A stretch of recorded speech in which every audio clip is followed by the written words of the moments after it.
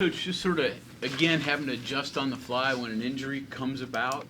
How do you think they did? Does it take a little while to sort of get into a rhythm, or with now Almani out?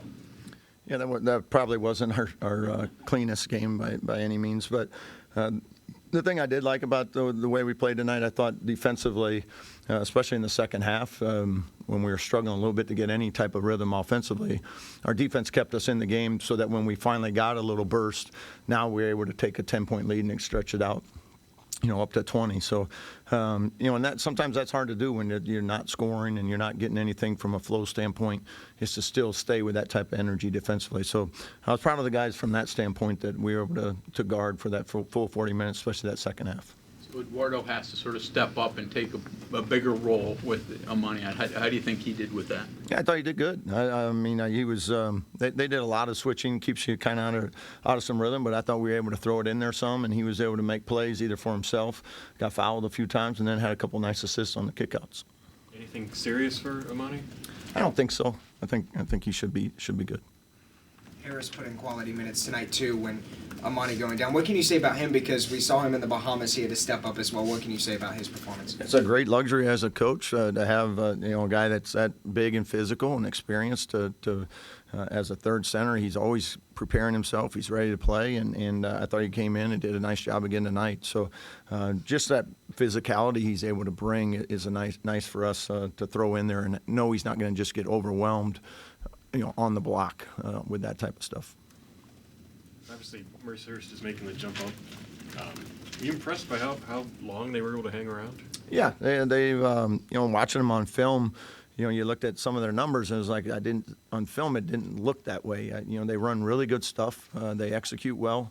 In a lot of the games, they were getting the shots that they wanted to get. They just, sometimes weren't always, making them at as high a rate as probably they would like. But yeah, they did a nice job. They came in, competed hard, played hard, and played together, and it was a tough opponent to pull away from, just because on offense they're very deliberate and they're going to run side to side, run one action, then reset and run a second action. So the flow of the game gets really choppy, especially when you're not scoring.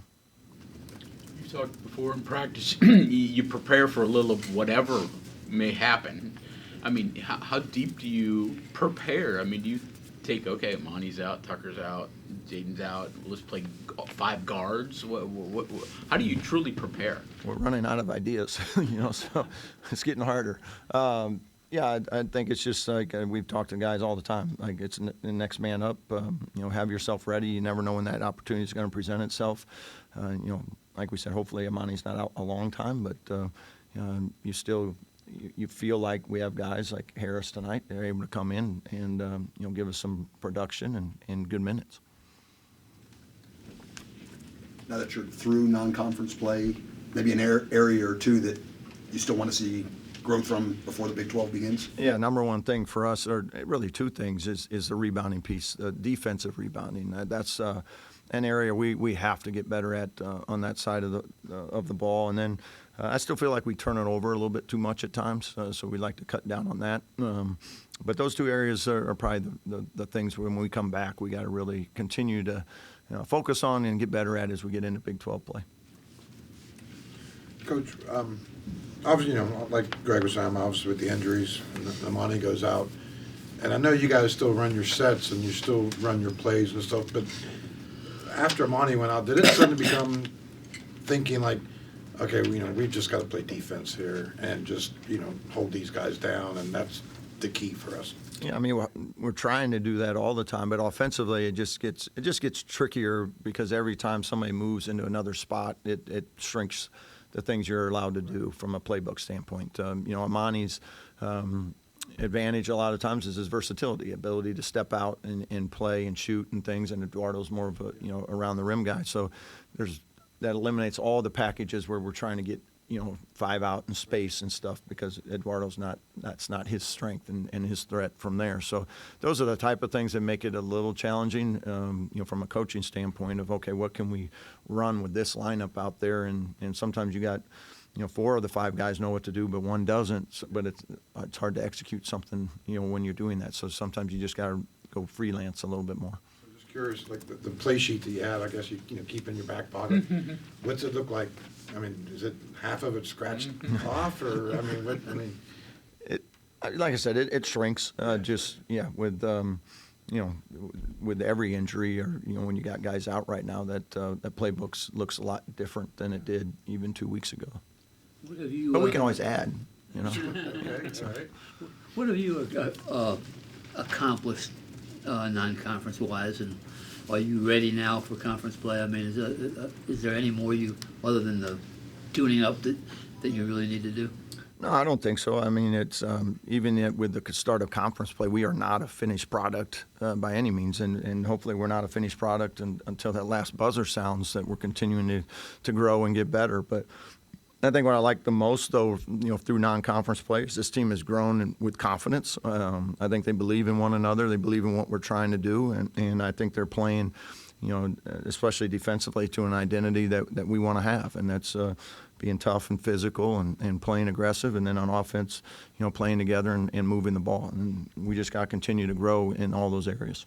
Against Bethune-Cookman, you had a couple of guards distribute them from the high post, from the middle of the lane.